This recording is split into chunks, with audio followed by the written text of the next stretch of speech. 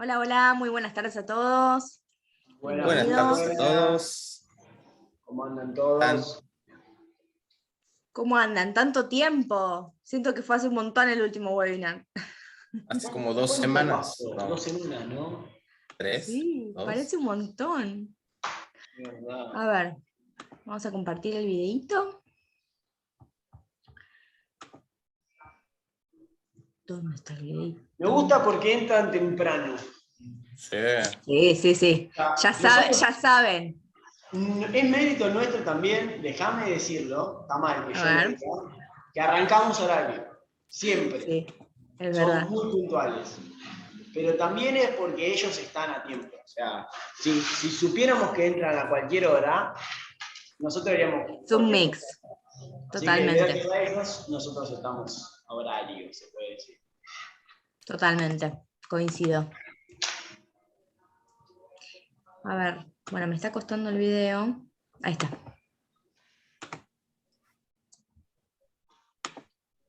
Ahí va. Bueno, David, contanos qué vas a hablar hoy. Bueno, ahora vamos a hacer la primera de una serie de 3 charlas, 3 jueves seguidos, sobre contactores y motores es el título.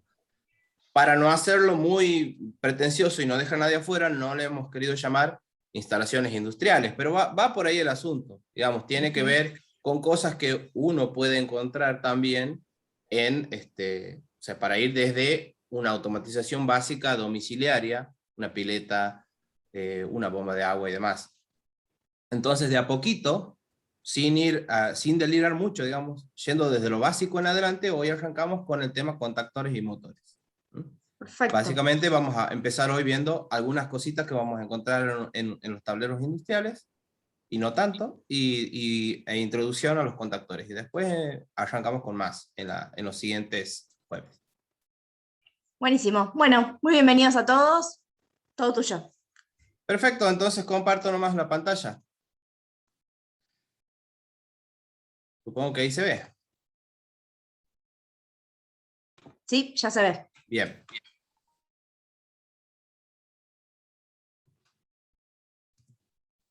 Está un poquito trabado el asunto. Como les decía, hoy es contactores y motores. La parte 1, vamos tranquilos, vamos de a poco, es simplemente el título. Vamos a hablar de muchísimos más elementos, no solo de estos dos. Por ejemplo, de ciertos compañeros indispensables que van a tener por ahí los contactores en un tablero. En un determinado tablero puedo tener un orificio de 22 milímetros. Es el clásico. Esto lo voy a comentar porque muchos por ahí tienen miedo. Si uno hace un orificio de 22 milímetros en la tapa de un tablero, puede meter muchísimas cosas. Hay algo llamado ojo de buey que todos conocen, que es un indicador luminoso, pero en formato ojo de buey vienen muchísimas cosas más. Con los mismos 22 milímetros que uno va a hacer con una mecha escalonada al frente de ese gabinete, ahí puede poner muchísimas cosas. Por supuesto, siempre cuidando de mantener el IP original del gabinete. Por ejemplo, puede meter un ojo de buey voltímetro. Esto lo muestro, yo lo vengo mostrando hace varios años, pero por las dudas lo muestro porque muchos no conocen. Estos son cosas muy útiles y que además quedamos muy bien porque no son muy caras. ¿Sí? Puedo meter un ojo de buey voltímetro. Obviamente se conecta como todo voltímetro en paralelo con la tensión que quiero estar monitorizando. También existe el ojo de buey amperímetro. ¿Cómo se va a conectar? Bueno, viene con un cablecito y un transformador toroidal que exactamente la misma función que la mordaza de una pinza amperométrica. Es decir, por ahí tengo que meter el cable cuya corriente quiero monitorear. Entonces, si nosotros metemos por ahí el cable con una determinada corriente, aquí me va a aparecer el valor de la corriente que está pasando por este cable que pasa por medio de ese anillo.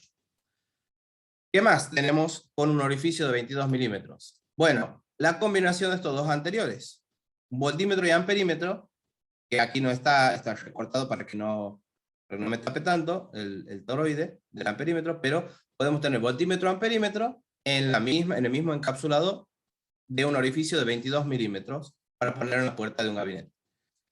¿Qué más? Y bueno, también viene algo que vamos a utilizar mucho en contactores y motores, o que estaría bueno empezar a ponerlo de moda, que es una luz intermitente sonora, muy sencilla de conectar, que es la que me va a tirar justamente una luz roja que se enciende y se apaga y que hace un sonido de alarma, para indicarme que ha habido una falla en un motor. Esto lo voy presentando ahora porque después vamos a ir asociando todos estos elementos de a poco en las charlas sucesivas. ¿Qué más vamos a tener con un orificio de diámetro 22 milímetros? ¿Qué más podemos agregar ahí? Bueno, un pulsador normalmente abierto, generalmente de color verde. ¿Qué quiere decir pulsador normalmente abierto? Esto puede decir NA, por sus siglas en castellano, digamos, o NO, por sus siglas en inglés, Normally Open. Quiere decir que esto es igual que el pulsador clásico que conocemos de los timbres. Es decir, esto tiene dos tornillitos ahí atrás. Y si yo presiono aquí, hay continuidad entre esos dos tornillitos. En el momento en que lo suelto, no hay más continuidad. Tiene un resorte que hace que vuelva. Entonces esto no es igual que una tecla común, ¿verdad? La tecla común la presiono y queda en la posición en la que lo pongo. Esta lo presiono y cuando lo suelto vuelve al estado en el que estaba. En este caso su estado es normalmente abierto. ¿Qué quiere decir? Que si no lo molesto, no hay continuidad entre sus dos tornillitos. En cambio, en el momento que lo presiono, hay continuidad. Entonces, eso es normalmente abierto. Pero también existen los pulsadores para otra función, que se llaman NC, por sus siglas ya sea en inglés o en castellano, porque la C coincide, normally closed o normalmente cerrado. Este tiene dos tornillitos también, pero esos dos tornillitos tienen un funcionamiento contrario. Un contacto normalmente cerrado funciona de la siguiente manera. Hay continuidad entre los dos tornillitos cuando no lo molesto, al revés que el verde. Y cuando lo presiono, ahí se corta la continuidad en los contactos de este pulsador normal cerrado. ¿Qué más tenemos o qué más podemos ingresar o instalar en un gabinete haciendo una perforación de 22 milímetros? También podemos instalar una botonera llamada botonera de marcha paro o botonera de marcha parada. Esto para que me quede más bonito lo he puesto así, pero en realidad, en general, el rojo va arriba, para que uno cuando va bajando la mano, lo primero que se encuentra es el apagado. ¿Sí? Es más seguro apagar que encender accidentalmente. Y por eso, el botón rojo, si ustedes observan aquí, el botón de apagado, sobresale y el verde es rasante. ¿Sí? Esto es normal. A veces los dos son rasantes, pero lo normal, o algo que suele suceder también, es que sobresalga el rojo. ¿Sí? Entonces, en la generalidad de los casos, en una industria, o en una maquinaria de un aserradero, o de una panadería, de donde sea que esté esto, es preferible apagarlo accidentalmente que encenderlo accidentalmente y que le corte el manual. ¿Sí? Por eso es rasante el botón de encender y sobresaliente el rojo, el de apagar. Y además, el rojo en general lo vamos a instalar en la parte de arriba. ¿Sí? Esto está patas para arriba, digamos aquí en la foto, como digo, para que me quede perfilado así, nomás lo he puesto así. Y también puedo meter en un orificio de 22 milímetros una llave selectora. ¿Sí? Una llave selectora, por ejemplo, que puede ser de dos posiciones. ¿Sí? O una llave 0,1 también se llama. ¿Qué quiere decir? Para un lado no hay continuidad y para el otro hay continuidad entre sus dos tornillos, digamos. Entonces, ahí lo que voy a tener es lo mismo que una tecla que tengo en la casa para encender una lámpara. ¿Sí? Es la misma función, nada más que este es rotativo y tiene la palanquita ahí, que si sobresale del diámetro se llama maneta larga, y si no, si está justo ahí se llama maneta corta. Distintos parámetros que sirven para pedir, pero por ahí muchos no tocan estas cosas, entonces vamos de a poco introduciendo esto.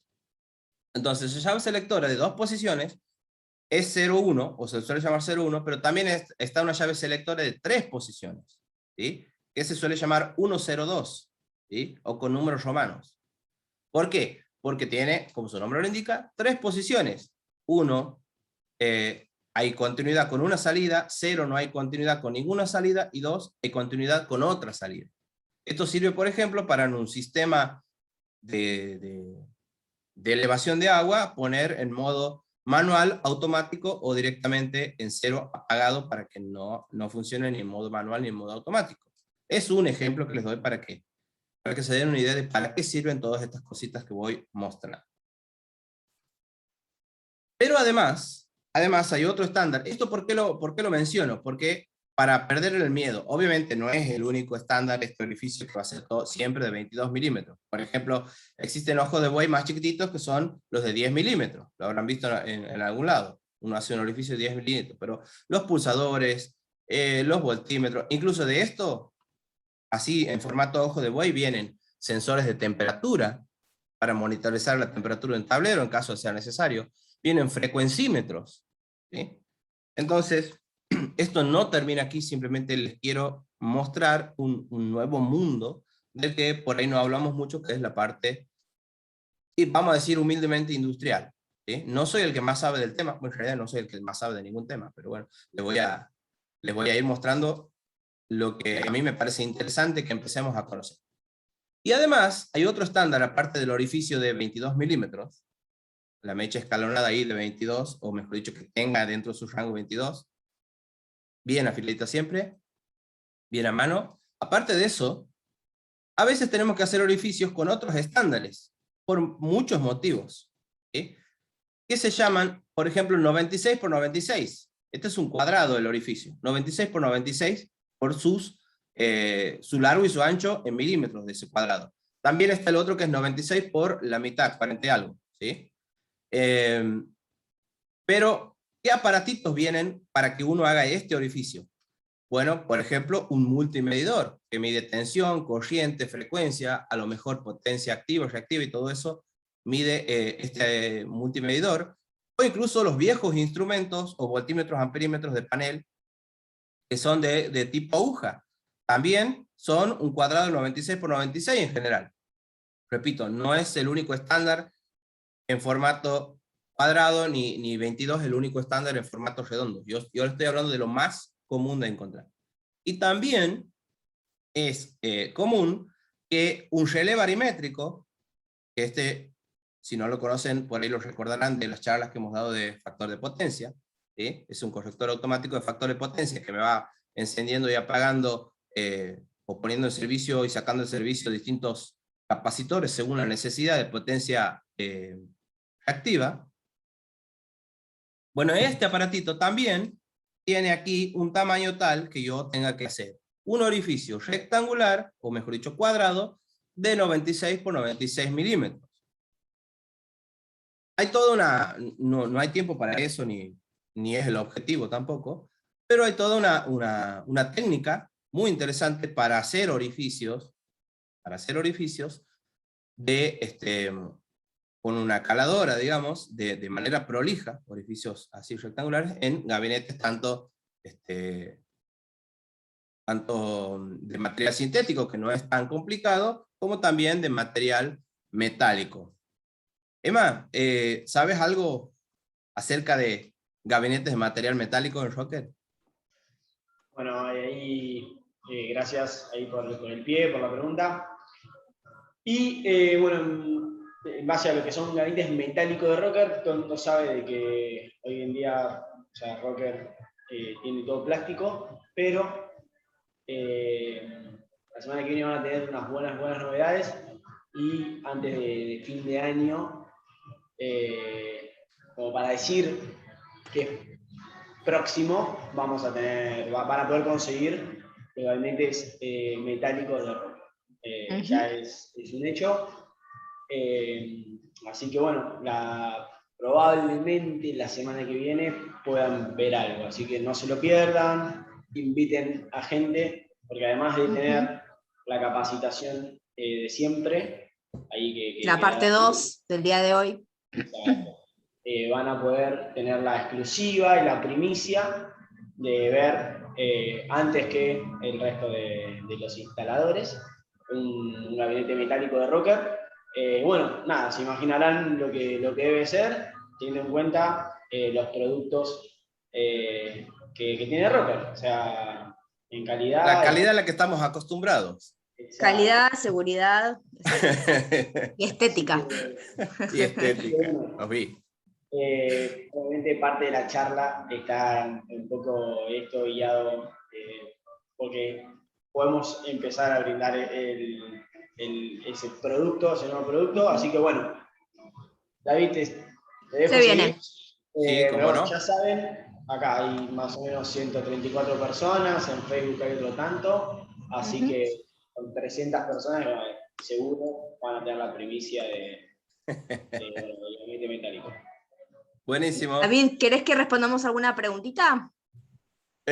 Sí, Oh. pues, a ver, voy a terminar de dar esta primera mitad y ahí vamos con las preguntitas. Dale. Para que así, si no, me voy a extender ya. Vos me avisás.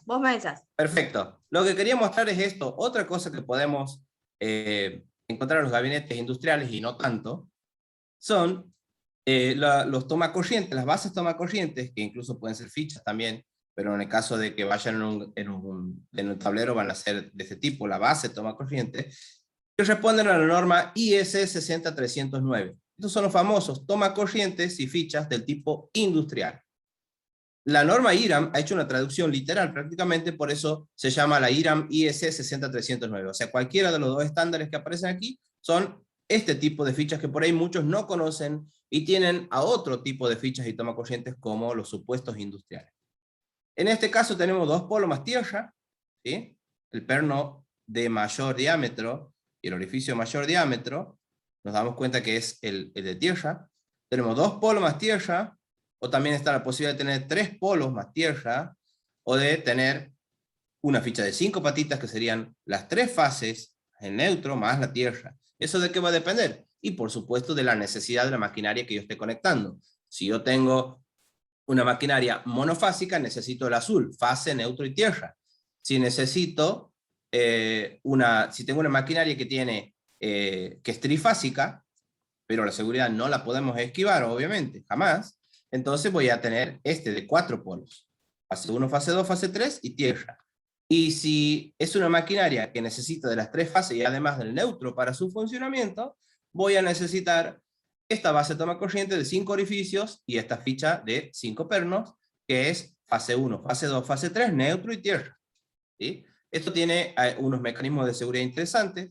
Por ejemplo, para evitar una conexión equivocada, tenemos una muesca aquí en la base y tenemos una pestaña aquí que sobresale. Entonces, esta partecita, no sé si llega a ver, esta partecita encaja ahí. Entonces no lo puedo poner de otra manera, no lo puedo poner cruzado por más que quiera.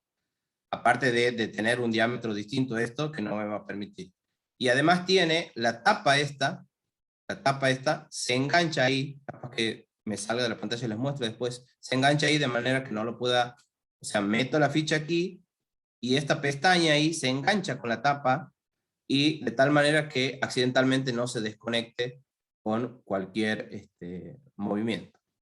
Entonces, esto es otra cosa que podemos encontrar en una instalación industrial, semi-industrial, como digo, desde una panadería, un aserradero, no hace falta, incluso en instalaciones comerciales, no hace falta que nos vayamos a grandes cosas.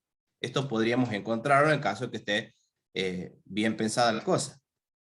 Entonces, esas fichas y tomacorrientes industriales que responden a esta norma, a la 60309, para pedir no hay que tener miedo. ¿Sí? Así como uno tiene la IRAM 2071, el tomacorriente común de tres orificios planos de su casa, sabe que cualquier marca de ficha de 3 patas le va a entrar ahí mientras sea de 10 amperes. ¿Sí? Y está la de 20, que es un poquito más grande. Pero no tiene miedo a la marca, ¿verdad? Bueno, lo mismo tenemos que hacer con esto. Esto es un estándar, no importa la marca. Si nosotros tenemos una base tomacorriente de una marca y una ficha de otra marca, igual van a encajar mientras cumpla con los siguientes parámetros básicos. Por ejemplo, si tenemos que saber el nivel de tensión que vamos a manejar, ¿sí? El estándar le pone un color azul, no hay manera de mezclarlos ni confundirlos. A los que van de 200 a 250 volts les asigna el color azul. Esos son de 2 polos más tierra. Después también otro parámetro, además del color, digamos, que está relacionado con la tensión, otro parámetro es el nivel de corriente máxima que va a manejar cada perno y cada orificio. El nivel de corriente máximo va a hacer que el diámetro del orificio y el diámetro del perno de la ficha sean mayores o menores. Entonces no va a encajar a algo que está hecho para 63 amperes en una base de toma corriente de 16 amperes, por ejemplo. Entonces están el sistema 16 amperes, 32, 63 y 125, hablando de las azules que son para 220. Hasta ahí, con cumplir la tensión, falta un detalle más que ya lo voy a contar, con cumplir con la tensión o el color, la cantidad de pernos y la corriente, va a encajar cualquier marca con cualquier marca, salvo un detalle, como le digo, que ya lo voy a contar. Pero después también está el grado de protección contra ingreso de líquidos y de sólidos. Hay dos líneas, hay dos estándares que tienen todas las marcas que tienen fichas industriales, que son el grado de protección IP44 y el grado de protección IP67 del sistema. Esto no importa si yo tengo una ficha IP67, pero que cumple con todo lo otro, y tengo una base toma corriente IP44, que tenga la misma corriente y el mismo color, entonces sí la voy a poder encajar, por más que uno sea IP44 y el otro IP67. Por supuesto, el sistema completo lo voy a considerar como con el menor grado de protección. ¿Sí?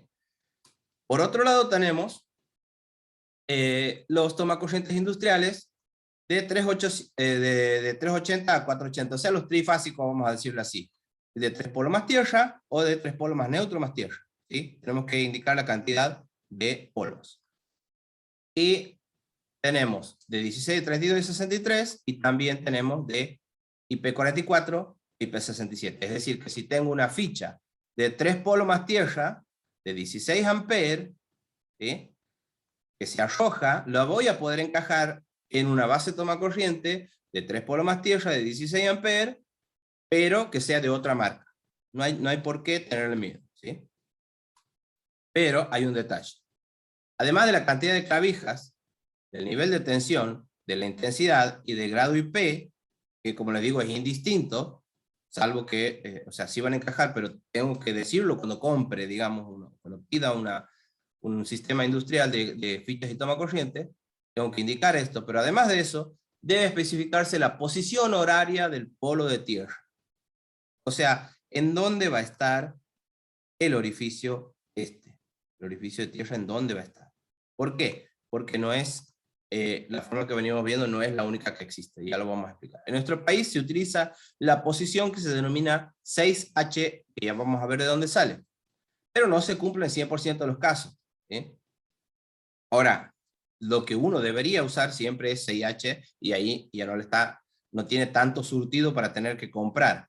Por supuesto que hay aplicaciones especiales en donde la posición del polo de tierra está en otro lado, por ejemplo, en la industria naval. Pero hablando en la normalidad, el que usamos en Argentina es 6H.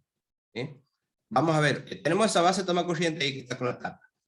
Si nos acercamos un poquito, lo que dice es 2 polos más tierra, ¿bien? Es azul, IP44, 16 amperes, 6H, y dice 200, 500. O sea, aquí escribo todo. Es de 2 polos más tierra. O sea, es monofásica. Fase neutro y tierra. IP44 es el grado de protección al ingreso de polvos y líquidos. 16 amperes me va a dar la corriente máxima que puede manejar y por lo tanto el diámetro de los orificios. 6H es la posición de tierra y el estándar de tensión entre 200 y 250. O sea, para 220 usamos este. ¿Qué quiere decir 6H? 6H quiere decir que la posición de tierra, si me imagino que mirando de frente esta base toma corriente es como un reloj, la posición de tierra es ahí, en donde estaría el 6, las 6 horas, por eso es 6H. La H es de hora. Este también es 6H, este también es 6H. La tierra siempre está, en estas fotos, está en la posición 6H. Entonces, a eso se refiere, lo comento porque también muchos no conocen esto. Entonces, 6H significa que la posición de tierra está aquí, pero puedo tener 9H y 11H, entonces no me va a encajar si compro un sistema, compro un toma corriente de un sistema y una ficha que tenga la H en otro lado, o sea, la posición del perno de tierra está en otro lado. Entonces me tengo que imaginar un reloj y esa H es de hora. 6H quiere decir que la tierra está aquí. No hay cómo errar. Un detalle, porque lo he visto esto en el 101% de las instalaciones industriales, el de 4 polos es 3 fase y tierra, ¿sí? El de 4 polos es L1, L2, L3, tierra. No es L1, L2, L3 neutro. Como la protección lamentablemente está desvalorizada, no sé por qué, a la tierra no le hacen caso a veces, y para una máquina que necesita 3 fases y neutro usan esta de 4 polos y ponen, es típico, alguno en los comentarios me va a decir si no ha visto nunca esto, es porque no ha visitado industrias. Es fase 1, fase 2, fase 3 y tierra. Y muchas veces lo ponen como fase 1, fase 2, fase 3 y neutro, obviando la protección, el conductor de protección, lo cual no es correcto. Hay que poner las 3 fases y tierra, porque esto está hecho para una máquina que no necesita neutro. Si la máquina necesita neutro, compraré el de 5 orificios, el de 5 clavijas. ¿Sí? Entonces, para que les quede, eso es tierra, no es neutro. ¿No? Seguro en los comentarios van a decir. Y esta es otra típica, es más típico que lo que acabo de decir. Es pensar que esta cosa horrible, este sistema peligrosísimo, esas son tomas industriales y fichas industriales. Esto no es correcto. Esto es la IRAM 2156, que no está vigente desde hace como 15 años, que es cuando IRAM adopta la IS 60309. Este sistema no va más. ¿Sí? ¿Por qué? Bueno, tiene varios problemas. Aparte que la parte de atrás tiene el que lo conectado sabe, unos contactos muy feos, muy expuestos. Tiene la posibilidad de que aquí un aparato que todavía tenga 2 espigas redondas, lo puedo encajar aquí y aquí. Entonces someto a 380 a un aparato que estaba hecho para 220. Es un accidente típico de este tipo de toma corrientes. Otra es ponerlo un poco, como esto es simétrico, lo puedo poner en otra posición, y el motor trifásico, al que si yo lo enchufo al revés, el motor trifásico va a girar en un sentido contrario al que está diseñado, y se rompe un engranaje, vuela algo. ¿Sí? Pero lo más típico es tener esto que es fase, fase, fase, y aquí a veces se encaja medio a la fuerza un aparato de 2 espigas redondas, que tiene 2 espigas redondas, y que estaba hecho para 220, y resulta que aquí hay fase y aquí hay fase, y entonces lo sometemos a 380 y empieza a echar humo. ¿Sí? Este tipo de sistema no va. ¿Sí? Muy bien. Ahora, creo que esto es todo lo que quería decir de este tema. Bueno, esto les muestro, para que vean un poco de realidad. Esto es una visita que he hecho hace poco para pasar un presupuesto. Ahí tenemos todos los errores posibles en una sola foto. Hay como 15 cosas, 20 cosas, estaciones de trabajo así en el lugar donde he ido a ver. Tienen esto, que es una desprolijidad e inseguridad de empalmes, caño naranja, caño de agua, cables que no son aptos para instalaciones fijas, toma corrientes binorma, prohibido desde... Binorma está mal, voy a decir biuso, porque binorma suena que cumple con 2 normas, biuso, vamos a decir, para que sepamos no cumple con ninguna, que tiene la posibilidad de meter redondos y espigas planas, y los tan mentados IRAM 2156, que no van más. Y aquí tenemos una base que no está, y tenemos ahí los cablecitos a punto de tocar a alguien. Muy bien, y esta es otra, ¿sí? Nada de orden, nada de limpieza, nada de buenas conexiones, y esas son las condiciones de trabajo muchas veces, porque se tiene también el mal concepto de que el personal capacitado está hecho de material aislante. No, si le circula una corriente eléctrica a un personal capacitado o a Tesla, es lo mismo, lo mata igual. Entonces, no hay que tolerar este tipo de cosas si las ven en las industrias. Muy bien, vamos a dejar de compartir un segundito, o capaz que tengo que volver a compartir para responder preguntas, pero más o menos estamos en la mitad, 17:30 en punto. Después lo voy a meter para la segunda mitad, ¿sí? Si me pueden leer alguna pregunta. Bien. En la botonera de marcha parada, ¿la posición rojo arriba o abajo está reglamentada? Seguramente la norma IEC de seguridad de máquinas, que no te puedo decir el número en este momento, debe decirlo. En algún lado lo he leído. Igual el sentido común lo dice. No lo dice la EA, porque la EA no ha sacado una normativa que sea específica para este tema que estamos hablando. ¿Sí? O sea, la EA seguro no lo dice, pero la IEC me parece que lo dice en algún lado. De todas maneras, es la costumbre. Aquí tengo una, ¿no? Son rasantes los dos. A mí me parece lógico poner que lo primero que uno encuentre es el de apagado. O seguramente a alguien se le ocurrirá una aplicación industrial en donde sea más peligroso apagar accidentalmente que encender accidentalmente y tengo otro criterio. Yo lo que hablo es de seguridad. Por ahí hay cuestiones, por ejemplo, económicas que dicen es más peligroso apagar accidentalmente que encender accidentalmente. Pero bueno, ¿otra pregunta? ¿Qué importancia se le da al color de los ojos de buey, de acuerdo a su función en los tableros de motores? ¿Se sigue la norma IRAM 10.005 o la 2507? Bien, hay una norma IEC. Una norma IEC. La IRAM 10.005 creo que no se refiere a esto. Se refiere creo que las normas que mencionan se refieren a los colores de otra cosa, de los cables, pero hay una norma IEC que habla de las funciones de los colores, en donde por ahí mezclamos, metemos fase 1 un ojo de buey rojo, fase 2 un ojo de buey verde, y un ojo de buey ámbar o amarillo. Estaba aquí porque tengo aquí todas las cosas que están en las fotos, las tengo aquí. Y no, tiene que tener, el rojo es que quiere o requiere una intervención por parte de un operario, que la maquinaria se ha parado por alguna falla o por algún evento. El amarillo indica cuidado y el verde indica esto está listo para funcionar. Pero muchas veces usamos de manera, digamos, sin ningún criterio todos esos colores, pero ese es más o menos el color, lo que le acabo de decir. ¿Otra? ¿Los capsulados azules están prohibidos? Los capsulados azules no están prohibidos, porque cuando dice capsulados azules, lo voy a volver a compartir para que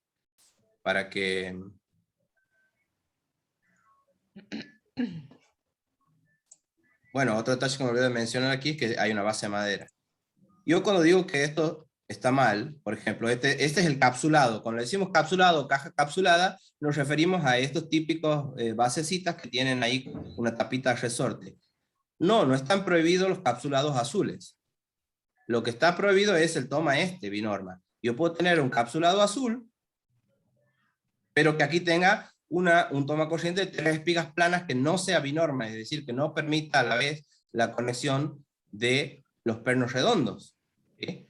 Entonces estaría totalmente permitido, e incluso en una industria no hay ningún peligro, a menos que tenga necesito un IP mayor y demás, pero si tengo 3 espigas planas dentro de este capsulado azul, no hay ningún problema. Si tengo aquí un toma IRAM 2071 y no no hay ningún problema. ¿Sí? ¿Otra más? Lo que mencionabas recién sería un tomacorriente biuso también. Claro, biuso. Justamente Bien. cuando decía binorma, se me ha ocurrido, digamos, empezar a decir, porque le decimos binorma o biuso. Y Perfecto. como no está permitido, y su comercialización no está permitida desde el 2007, es preferible decirle biuso. Una cuestión de lenguaje que por ahí es poderoso. Pues decimos binorma, suena que cumple con 2 normas. En cambio, Claro. si le decimos biuso, vamos a acordarnos que no cumple con ninguna norma vigente. Perfecto.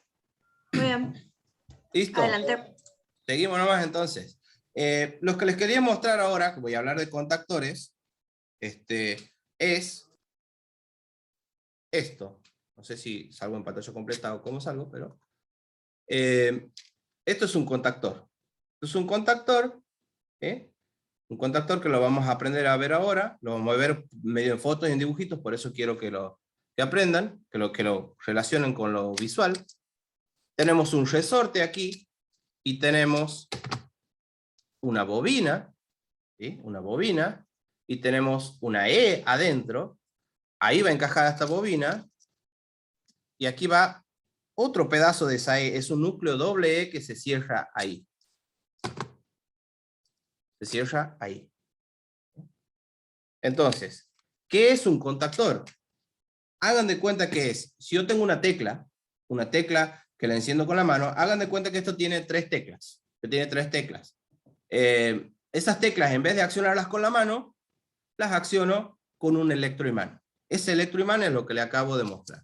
¿Qué es un electroimán? Un imán que es imán cuando tiene corriente, por eso se llama electroimán. Entonces, si yo le doy corriente a esta bobina, ¿sí? Si le doy tensión aquí, mejor dicho, si establece la corriente, lo que va a hacer es que se va a cerrar esto, se va a unir, porque se va a sentir atraído por la parte de abajo, y va a mover unos contactos, vean cómo se mueve esa H, unos contactos que están aquí, y entonces hay continuidad entre la entrada y la salida. Es un interruptor que en vez de apretarlo con el dedo, lo aprieto con un electroimán. Esa sería la idea básica. Ahora vamos a ver de manera más técnica. ¿Pero qué pasa con eso? Bueno, resulta que lo que voy a tener es que esta bobina puede ser de 220, puede ser de 380, puede ser de 24, puede ser de alterna, puede ser de continua, ¿sí? Pero es totalmente independiente y desconectada de la parte de potencia, que son los contactos principales. Entonces yo puedo utilizar 24 volt para manejar un motor trifásico de 380 volt. Entonces, como hay tenemos que aprender a separar la parte de lo que se llama potencia de lo de comando. Entonces, aparte de tener una cuestión de seguridad, de aislamiento, a veces puede tener una cuestión funcional, porque necesito que la orden se dé con continua.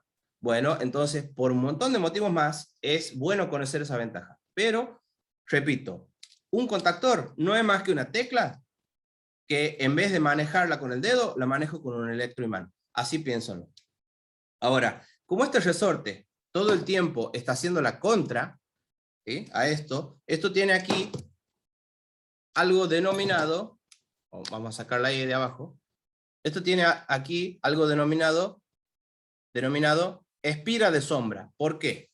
Porque este electroimán que me va a, cuando se establezca la corriente, se cierra este núcleo magnético para establecer la continuidad en la parte de potencia, lo que va a suceder es que ese electroimán va a tender a vibrar. ¿Por qué? Porque saben que la corriente alterna pasa por 0, 50, mejor dicho, 100 veces por segundo.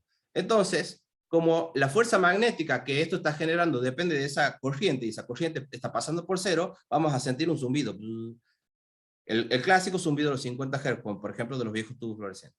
Entonces, para evitar eso, ¿sí?, porque como este resorte está haciendo la contra la fuerza magnética, como les decía, se pone esto que es lo que se denomina espira de sombra, que genera un campo magnético que ayuda al campo magnético que ya se estaba generando a mantener cerrados los contactos. Entonces, aquí lo que tenemos, en la base también van a ver una gomita, que si ahí se llena de hormigas o de tierra, empieza a vibrar también. Si este núcleo doble no se cierra bien, porque está mal encajado o porque hay suciedad ahí, también vamos a ver que el contactor vibra, ¿sí? Esto genera falsos contactos, incendios y demás. Pero más o menos para que tengan idea de cómo es esto, cuando ahora lo muestre de manera un poco más en fotos, ¿sí? Ahora, volviendo a la presentación,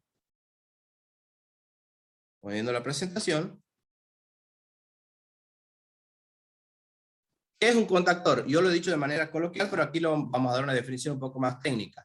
El contactor electromagnético es un aparato mecánico de conexión controlado mediante electroimán y con un funcionamiento todo o nada, es decir, conecto o desconecto. Cuando la bobina del electroimán está bajo tensión, es decir, cuando a lo que tiene adentro le llega la tensión, el contactor se cierra, estableciendo la continuidad eléctrica entre la red de alimentación y el receptor, o sea, entre la alimentación y el consumo. Entonces es un interruptor manejado por un electroimán. Por supuesto que sirve para muchísimas cosas más. O sea, no es tan simple la cosa. Aquí, esto para que le quede para ustedes, estas son las partes de un contactor que les estaba mostrando. Imagen que he sacado del catálogo del fabricante. Aquí tenemos la base, tenemos el tope posterior, aquí tenemos una chavetita que no sé si ustedes me ven, aunque sea chiquitito, es una chaveta. Que tiene unas gomitas ahí también, que todo eso ayuda a evitar la vibración. Dice circuito magnético fijo, aquí está la espira de sombra, que yo les decía, que aquí no lo está mencionando. Está la bobina, el resorte, el retorno, los contactos, ¿sí? Aquí dice cámara apaga chispas, o cámara de extinción de arco, si lo quiere decir de manera más quieta, más técnica, ¿sí? Tiene una cámara apaga chispas y demás, cosa que cámara apaga chispas o cámara de extinción de arco, si vienen con la base saben que eso está también dentro de, por ejemplo, una termomagnética. Entonces, todo esto es más o menos alguna de las partes de un contactor. Es bueno conocerlo porque por ahí con eso uno entiende el funcionamiento y entiende las fallas. Esto es un contactor, exactamente el que tenía en la mano recién. Este contactor, no sé si exactamente, pero la misma marca, uno de los que tengo aquí, les saco esa foto creo. Tenemos, ahí lo que tenemos L1, L2, L3, o 1, 3 y 5, es como la entrada. Lo usamos con la entrada de contactos principales, donde veis la corriente grande, digamos. Y la salida, T1, T2, T3, o 2, 4, 6. ¿Sí? Son estos tres tornillos. Entonces, estos son los contactos principales. Cuando esta cosa verde se hunda, quiere decir que este contactor se ha cerrado y hay continuidad aquí, aquí, aquí, aquí y aquí, aquí. Y enciendo, por ejemplo, un motor trifásico. Además de estos contactos principales, puedo tener un contacto o más contactos denominados contactos auxiliares, que pueden ser, así como los pulsadores verde y rojo que les mostraba, también pueden ser normalmente abiertos o normalmente cerrados. Puedo tener 1, 2, 4 y más en un contactor. En este caso de la foto tengo un contacto auxiliar normalmente abierto, ¿sí? Normally open. Siempre el normalmente abierto, el primero que tenga un contactor va a ser 13, 14. Siempre para tener ese número independientemente de la marca, va a decir 13, 14 y sé que es el contacto normalmente abierto. Y si dice 21, 22 es normalmente cerrado. En este caso no tiene contacto normalmente cerrado. Otro detalle es que muchísimas, pero muchísimas de las marcas económicas, y porque está sacado de lo que hacía una marca premium antiguamente, tienen un número de 4 dígitos ahí, al frente. Muchas veces nos pasan incluso la foto, un tablero, y no veo el costadito, no veo las características, pero vemos la foto, un tablero, y podemos saber qué características tiene este contactor. Porque si tiene un número de 4 cifras, absolutamente, no sé, el 80% de las marcas que van a encontrar son las económicas, no las puedo nombrar, y alguna otra premium pero antigua, tiene este código de 4 números, que los 2 primeros dígitos indican la corriente a manejar, aquí 12 amperes.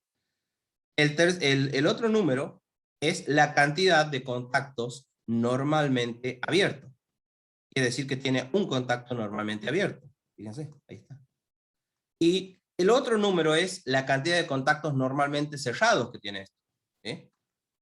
Entonces, este tiene 0. 1210 quiere decir que es 12 amperes, tiene un contacto normalmente abierto y que tiene 0 contactos normalmente cerrados. Esto no se cumple siempre.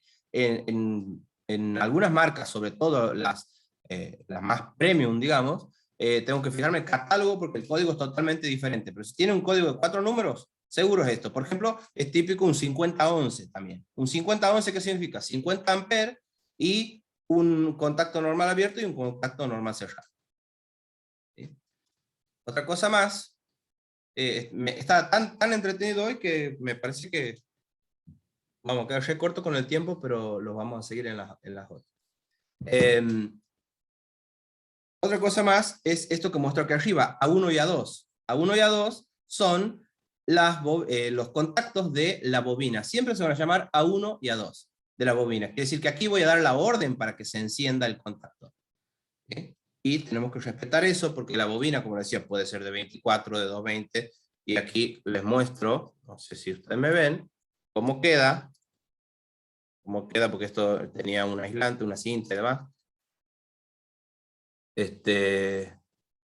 Ahí, esto es de 24 volts y le han puesto 380. Entonces, esa es una bobina. ¿Y qué más tenemos aquí? Bueno, al costado vamos a tener algunas características más.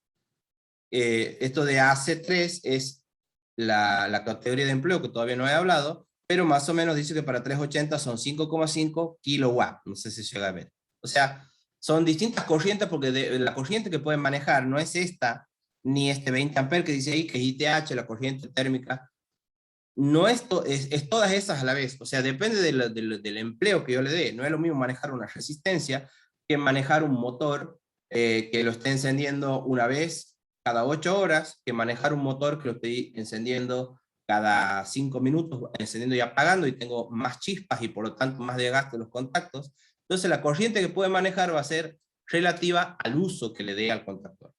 La frecuencia de apertura y cierre y al tipo de carga. Como digo, ustedes saben que cuando tengo bobinas se generan arcos eléctricos en la apertura y cierre de contactos, entonces se desgasta más.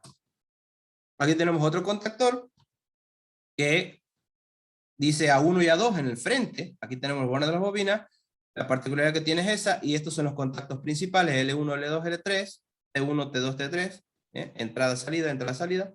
Y aquí lo que tenemos es 13, 14, ¿ven? Es otra marca, pero sigue siendo el normal abierto, el 13, 14, 13, entrada, 14, y 21, 22 es NC, normal cerrado. Este tiene un normal cerrado, no así el anterior que mostraba, que no tiene ningún normal cerrado, con los contactos auxiliares, ¿sí? Estos son los parámetros básicos de selección, como les decía, de un contactor. La tensión de la bobina, 24, 220, 110, 12 volts, 380, depende de la aplicación y la necesidad. El tipo de tensión en la bobina, ¿por qué? Porque además del valor de la tensión, puede tener una bobina de continua. Puedo tener que el contactor, por más que en los contactos principales maneje alterna, yo puedo controlarlo con una tensión que sea del tipo continua. También existen contactores multitipo, digamos, que sirven tanto para alterna como para continua el mismo contactor o la misma bobina. También existen multitensión, digamos, que son de alterna, pero yo le puedo meter una tensión de 50 a 250 volts y me funciona igual. Entonces, no todo es rígido, digamos, existe todo tipo de variación. También tengo que designar la cantidad de normales abiertos y normal cerrado, auxiliares que voy a tener ahí, y la cantidad de maniobras, y la cantidad de maniobras que voy a tener. Como les decía, no es lo mismo apagar y prender cada tanto que cada 2 minutos. Y la categoría de empleo, que tiene que ver un poco con todo eso, que les dejo una tabla aquí para que vean. Esto es lo más normal que uno mire, la AC3. Motores de jalo de ardilla, arranque y desconexión del motor girando. Por ejemplo, aquí tienen las DC.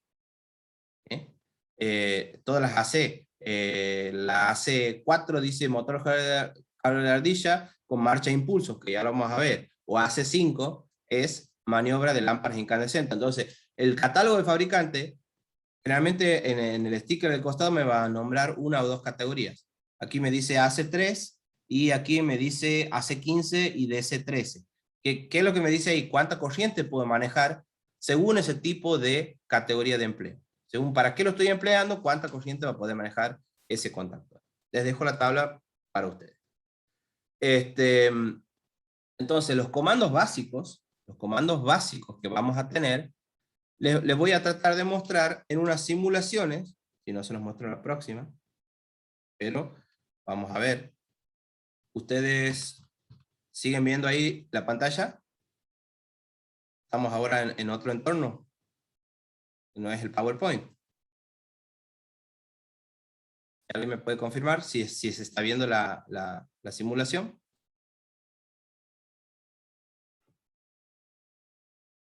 Se ve estático. Claro. A ver, ahora voy a encender. Lo que pasa es que no puedo, me tapa la ventanita, lo voy a correr ahí. Ahí pongo play. ¿Ahí se ve? Se ve que está No, viendo un... yo lo veo igual. Bueno, entonces dejo de compartir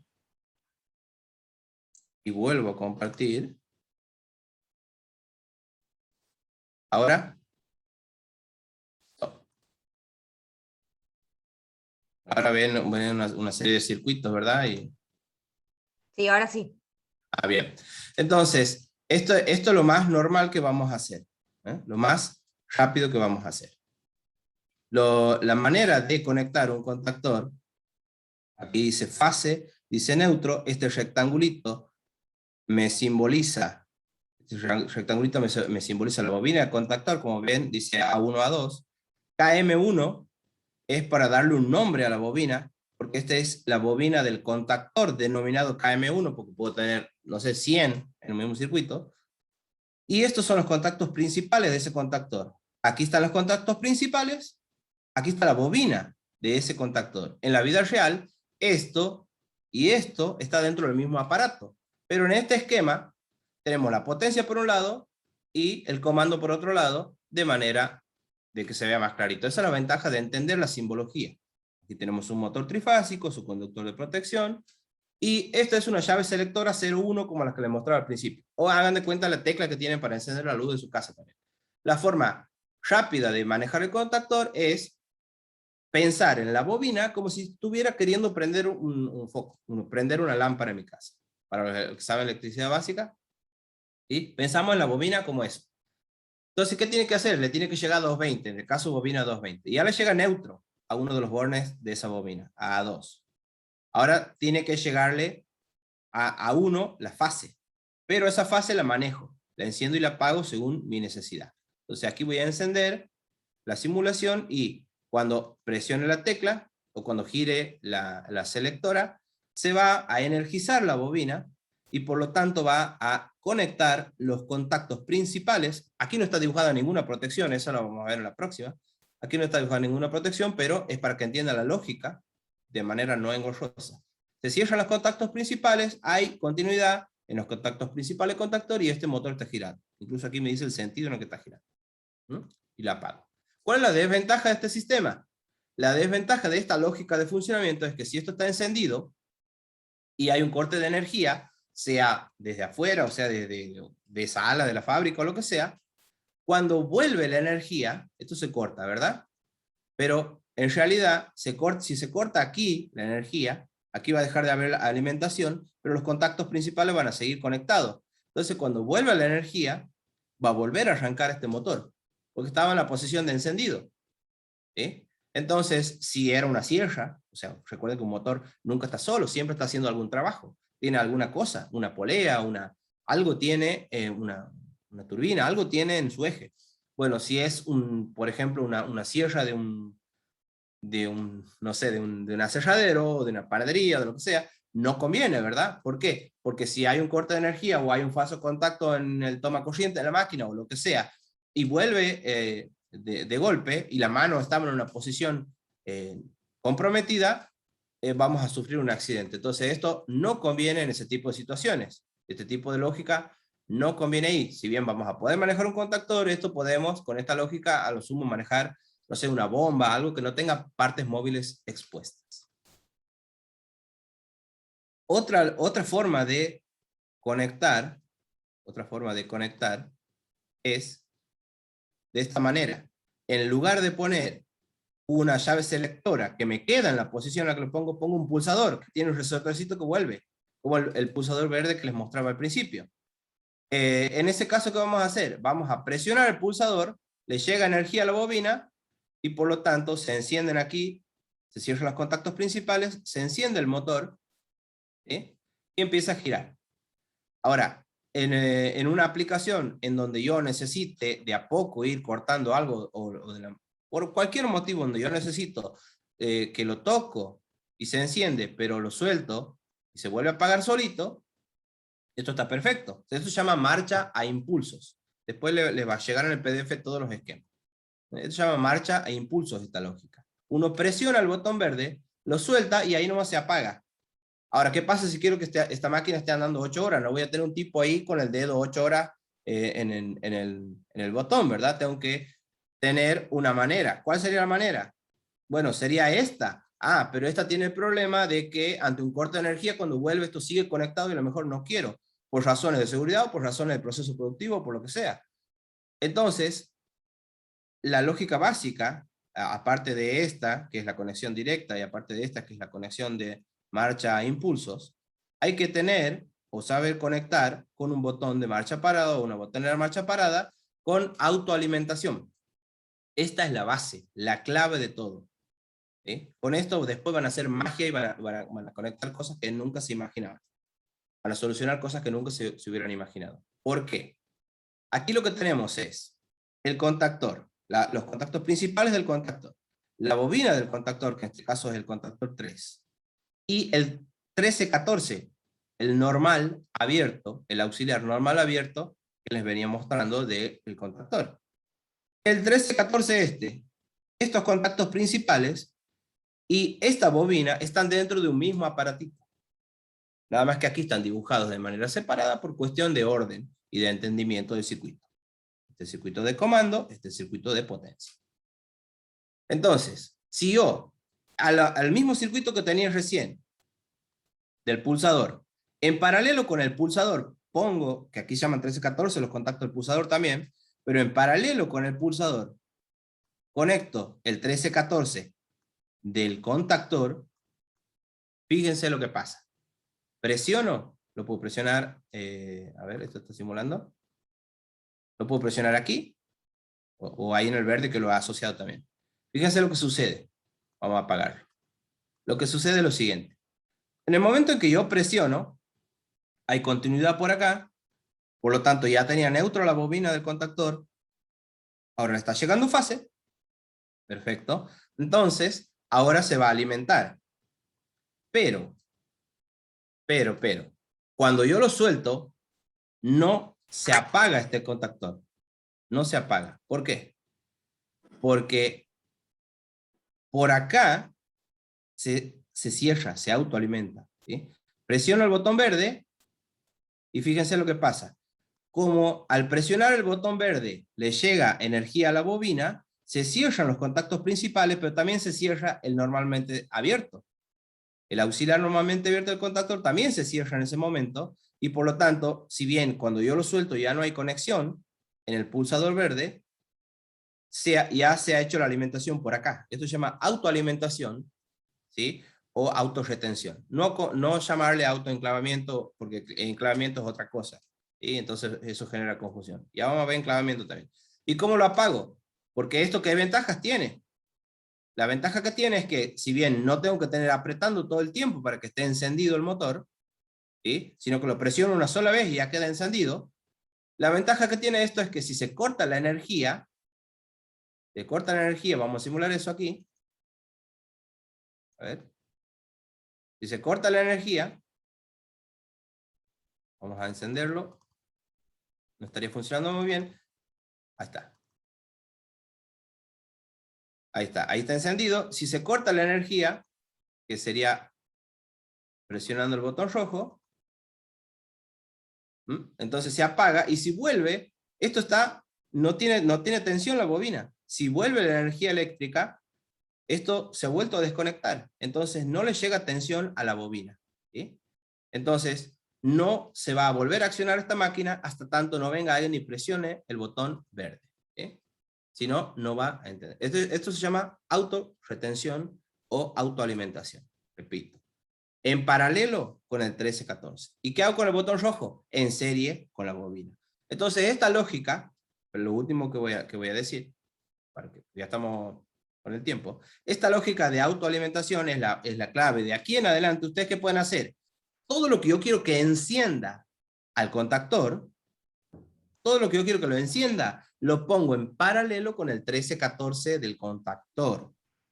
Y todo lo que quiero que apague al contactor, lo pongo en serie con la bobina. Es decir, yo puedo tener aquí, además de esto, otro dispositivo de seguridad, por ejemplo, un termostato, o tener un botón de parada aquí y otro botón de parada en otro lado, por si un compañero ve que la máquina me está tragando, presiona el botón rojo y lo apaga desde lejos. Entonces, todo lo normal cerrado que ponga en serie con la bobina, lo va a apagar. Y todo lo normal abierto que ponga en paralelo con el 1314, lo va a encender al contactor. Muchísimas gracias. Creo que más cortito y conciso no se podía hacer hoy. El tema era complicado. Gracias, David. Gracias. A ver, respondemos dos preguntitas. ¿Qué diferencia constructiva hay entre un contactor de continua a uno de alterna? Y bueno, en realidad, un contactor de continua, en la parte de potencia no hay mucha diferencia, pero en la parte de la bobina va a ser distinta, porque el núcleo no necesita ser chapa laminada, porque al no ser alterna puede ser un núcleo macizo. Ahora, si el contactor es a la vez de alterna y de continua, tiene una serie de resistencias y capacitores ahí que permiten que yo lo puedo manejar tanto con continua como con alterna. Pero básicamente va por ahí, por el tipo de núcleo, en el caso que sea puramente continuo. No es lo normal. Lo normal es que sea o alterna o sea para los dos usos. Aquí esto es la diapositiva, que es exactamente lo que les estaba mostrando, pero para que les quede en el PDF, porque no es la simulación, y ahí les muestro cómo se presiona el botón y cómo queda en todos los tiempos, queda autoalimentado. Muchísimas gracias. Si hay alguna otra pregunta. A ver. ¿Cómo viene identificada los que son de bobina alterna y continua? Y bueno, justamente vienen, en realidad uno lo puede comprar aparte. Esto que les mostraba aquí, la bobina, si se quema uno lo compra aparte, o si le venden, tengo solamente este que viene con bobina 220, necesito bobina 24, bueno, lo compro aparte, ¿sí? O qué sé yo. Entonces, viene identificada de esta manera. A ver si, no sé si estoy apuntando ahí porque lo veo a Emma en el cuadrito, no me veo a mí. No sé si ahí se ve, ahí están todas las características, en la propia bobina viene. Ahí dice 220, 230 volts, 50 Hz. Y dice 220, 240 volts, 60 Hz. O sea, si lo trabajo a 50 Hz, esta lo puedo manejar entre 220 y 230 volts. Y si lo trabajo a 60 Hz, entre 220 y 240. Y así va a ser en esta partecita que queda expuesta a la parte de afuera del contactor. Esta es la bobina. Cuando yo arme el contactor, esto va a quedar afuera. No queda tapada, las características de la bobina no quedan tapadas, ¿sí? Esto no queda tapado. Queda ahí la característica de la bobina. Entonces no tengo manera de equivocarme a menos que lo haga sin mirar. Bueno, ahí damos. Perfecto. Buenísimo. Gracias, David. Bueno, muchas Estamos a las gracias. 6 ya, 6:03. Hasta acá perdón. llegamos. Quienes están en Zoom, les va a llegar por correo electrónico el día de mañana el certificado y el material. Y quienes están por Facebook, recuerden dejarnos su correo electrónico en comentarios, así se los podemos enviar. Bueno, como siempre, todo queda en nuestro canal de YouTube, Rocker Videos. Gracias. Gracias. Gracias a todos. Nos vemos el próximo jueves. Chau. Chau, chau.